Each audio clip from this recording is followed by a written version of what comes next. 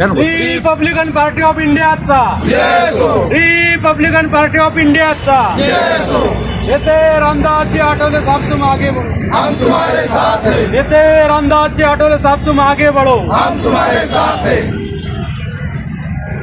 आरक्षणाचे जनक, लोकराजा, सर्वांना न्याय देणारे छत्रपती शाहू महाराज यांची 152वी जयंती आज या ठिकाणी साजरी होत आहे आणि रिपब्लिकन पार्टी ऑफ इंडियाच्या वतीनं या ठिकाणी आज शाहू महाराजांना अभिवादन करण्यात आलं।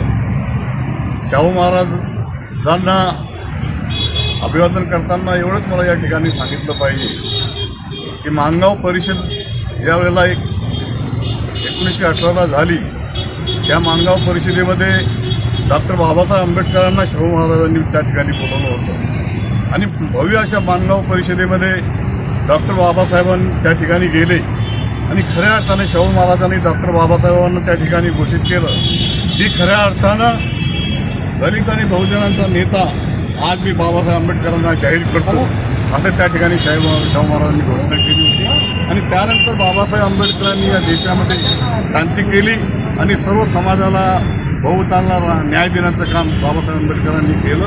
हे शाहू महाराजांच्या आशीर्वादाने केलेलं आहे आणि शाहू महाराजांचे नेहमी बाबासाहेब आंबेडकरांना आशीर्वाद होते। मुंबईला देखील बाबासाहेब आंबेडकरांना ज्यावेळेला बाबासाहेब लंडनहून परत आले त्यावेळेला मुंबईला भेटण्यासाठी शाहू महाराज स्वतः बाबासाहेब आंबेडकरांना त्या मुंबईला गेले होते आणि त्यांनी त्या ठिकाणी स्वागत केलं होतं। या प्रसंगी मी परत एकदा रिपब्लिकन पार्टी ऑफ इंडियाच्या वतीनं शाहू महाराजांना अभिवादन करतो। आज सर्व नेते मंडळी या ठिकाणी उपस्थित आहे।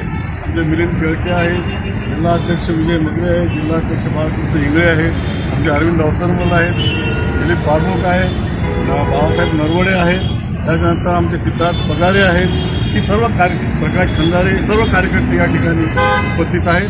सर्वांच्या वतीने बाबासाहेब शाहू महाराजांना या ठिकाणी परत एकदा अभिवादन करतो। आमचं जय भीम। सर